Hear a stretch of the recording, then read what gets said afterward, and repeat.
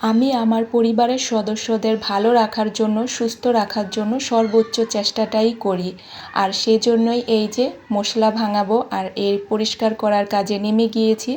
আসসালামু আলাইকুম। আমার ইউটিউব চ্যানেল আমি সুগৃহিণীতে সবাইকে ওয়েলকাম করছি। এই মশলা যারা ভাঙিয়ে খায় তারাই জানে যে কত ময়লা থাকে এই মশলার মধ্যে। আমরা যারা সচেতন গৃহিণী তারা অবশ্যই চেষ্টা করি যে নিজের হাতে ভাঙিয়ে মশলা ধুয়ে তারপরে মেশিন থেকে ভাঙিয়ে খেতে। দেখতেই পারতেছেন কত ময়লা বের হয়। হলুদে তো কমই, তবে ধনিয়ার মধ্যে প্রচুর ময়লা থাকে আর সাথে আরও অনেক কিছুই থাকে, যারা ধোয় একমাত্র তারাই জানে। এই যে দেখেন এখন ধুইতে ধুইতে পানি স্বচ্ছ হয়ে গিয়েছে। তারপরে আমি চালনিতে উঠিয়ে রাখলাম। এরপরে আমি ধনিয়াগুলো খুব ভালোভাবে ধুয়ে নেব। আর ধনিয়ার নিচে এত ময়লা থাকে, আসলে সব কিছু ক্যামেরাতে দেখানোও যায় না। যখন আপনারা ধোবেন বা যারা ধোন তারাই জানেন যে কত ময়লা থাকে। যে আমি সবাইকে রিকোয়েস্ট করব, যারা কিনে মশলা খান তারা প্লিজ এভাবে খোলা মশলা খাবেন না। একটু কষ্ট হলেও পরিবারের সদস্যদের সুস্থতার কথা চিন্তা করে মশলাগুলো নিজেরা ভাঙিয়ে নেবেন। এই যে দেখেন কি পরিমাণের কালো পানি বের হয়েছে, আর এভাবে আমি কয়েকবার ধুয়ে নিয়েছি এই ধনিয়াগুলো। আসলে দেখা যায় আমরা যারা সচেতন গৃহিণী আমরা সবসময় চেষ্টা করি আমাদের পরিবারের সদস্যদেরকে ভালো রাখার। এখন আমরা এমনিতেই অনেক বেশি ভেজাল জিনিস খাই। এই যে দেখতে পারতেছেন আরও ময়লা ছিল, আমি ফালিতে নিয়েছিলাম, তার মধ্যে মনে পড়েছে এই অংশটা ভিডিও করে রাখি। এত পরিমাণের ময়লা ছিল। আরও তো অনেক ধরনের জিনিস থাকে, এটা খুব কাছাকাছি দেখালে আসলে বোঝা যায় যে কতটা ময়লা আর কত ধরনের জিনিস এই ধনিয়ার মধ্যে থাকে। পানি দিয়ে এভাবে ভিজিয়ে উপর দিয়ে একটা চালনি দিয়ে উঠিয়ে নেবেন, তারপরে নিচে এই ময়লাগুলো থেকে যাবে। এটা ছিল রাত্রের ভিডিও, কারণ রাত্রে এগুলো যদি ধুয়ে রাখা হয় পানিটা ঝরে থাকে, সকালে একটু ছাদে নিয়ে রোদ্রে দিলেই হয়ে যায়।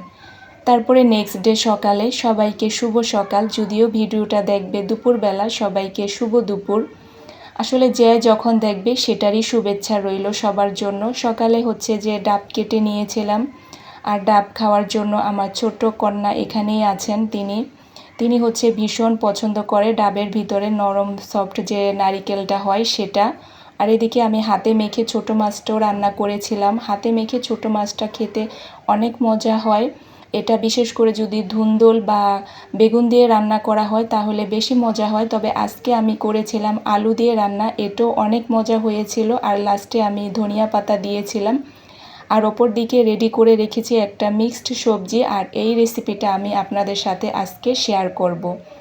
আশা করি আমার সাথেই থাকেন। আপনাদের এই রেসিপিটা দেখে অনেক ভালো লাগবে। আর যখন ট্রাই করবেন খেয়ে অবশ্যই মনে মনে আমার কথা বলবেন যে আসলেই আপু ঠিক কথা বলেছে। আমার ভিডিওতে অনেক অপরিচিত, অনেক আনসাবস্ক্রাইবার আপুরা ভাইয়ারা ভিডিও দেখেন, কিন্তু আপনারা সাবস্ক্রাইব করেন না। সমস্যা নেই, অন্তত একটা লাইক দিতে পারেন, একটা কমেন্ট করতে পারেন, যাতে আপনাদের জন্য এরকম আরও সুন্দর সুন্দর ভিডিও উপস্থাপন করতে পারি। প্লিজ একটা লাইক দিয়ে দিবেন।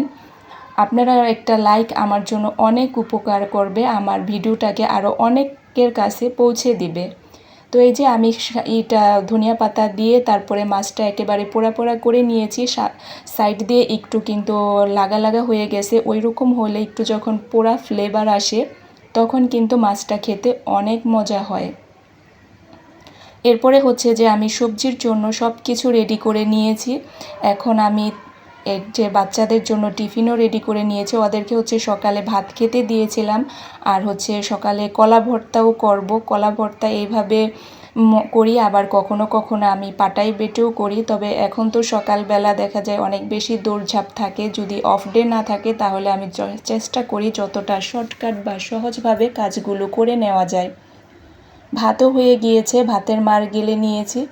তারপর যে এখন এখন যে আমি সবজিটা বসিয়ে দিব। প্যান বসিয়ে দিলাম চুলায়। তারপরে এখন আমি প্যানে তেল দিয়ে দিব।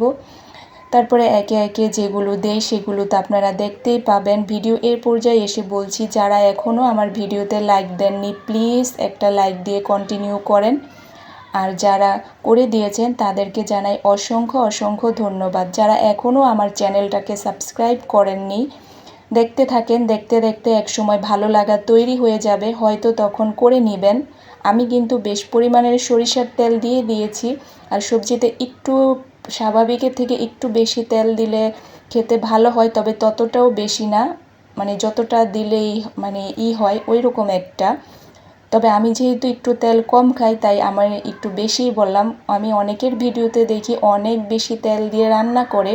বেশি তেল দিলে মজা হয়, দেখতে সুন্দর হয়, তবে কম তেলেও কিন্তু মজা করে রান্না করা যায় যদি প্রপার ওয়েতে করা যায়।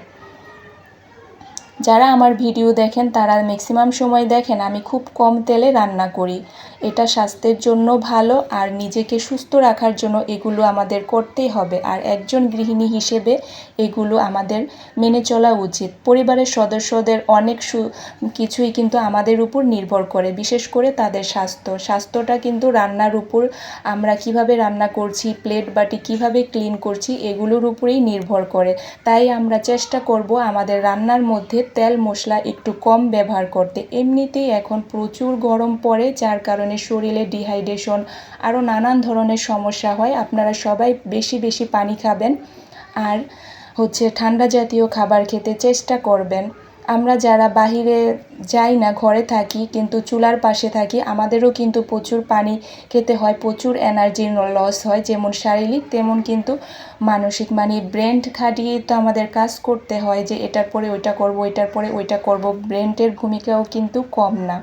দেখতেই পেয়েছেন আমি কিন্তু মশলা দিয়ে ভালোভাবে কষিয়ে নিয়েছি। এখানে আমি ধনিয়ার গুঁড়া, তারপর মরিচের গুঁড়া আর হলুদের গুঁড়া সব কিছু হাফ চামচ করে দিয়েছি, আর লবণ আর সামান্য আদা রসুন বাটা দিয়েছি। এটা দিয়ে এখন আমি সবজিটাকে খুব ভালোভাবে কষিয়ে নেব।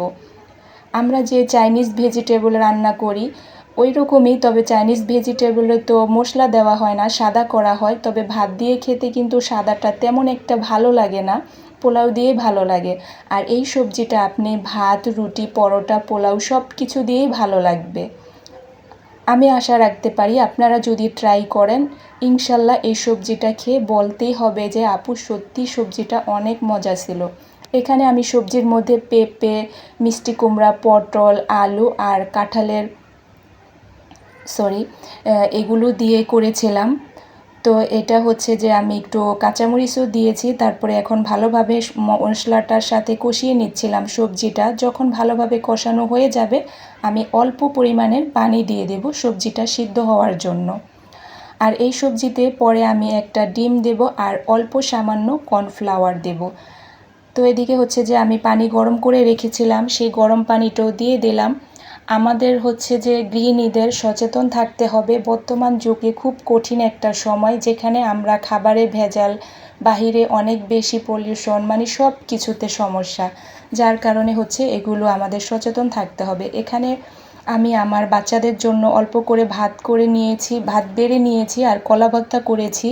ওরা স্কুলে চলে যাবে, ওদের অল্প অল্প করে দিয়েছি। আর টিফিনের জন্য আজকে ডিম দিয়েছি, কারণ যেহেতু ওরা ভাত খেয়ে যায়, অত ভারী টিফিন দেওয়ার দরকার নেই। বেশি খাবার দিলে দেখা যাবে খাবে না, শুধু শুধু নষ্ট করবে।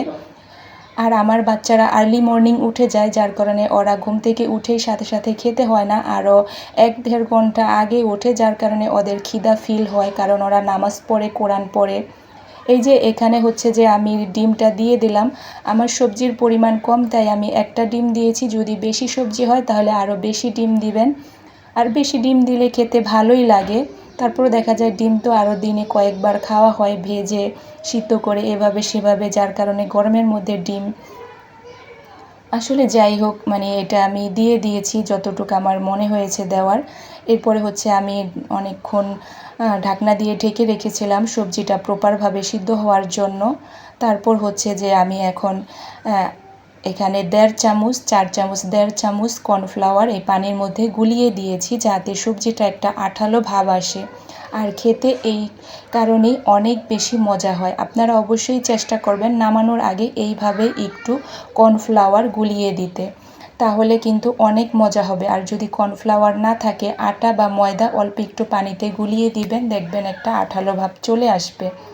এরপরে আমি একটু ফ্রোজেন ধনিয়া পাতা দিলাম। এটা অপশনাল, আপনারা চাইলে দিতেও পারেন, নাও দিতে পারেন। আর আমার ভিডিও আপনাদের কেমন লাগে অবশ্যই কমেন্টে জানাবেন। আর আপনাদের জন্য আমার মন থেকে অনেক অনেক দোয়া রইল। আপনারা অনেক বেশি আমাকে সাপোর্ট করতেছেন, আমিও ইনশাল্লাহ চেষ্টা করব।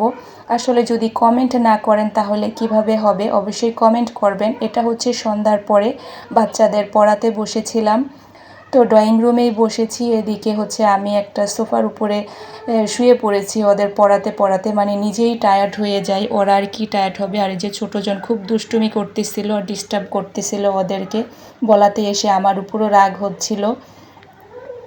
তারপরে এই যে দেখেন দুষ্টটা। তো সবাইকে পরবর্তী ভিডিও দেখার আমন্ত্রণ জানিয়ে আমি বিদায় নিচ্ছি। সবাই ভালো থাকেন, ভালো লাগলে অবশ্যই লাইক কমেন্ট শেয়ার করতে ভুলবেন না।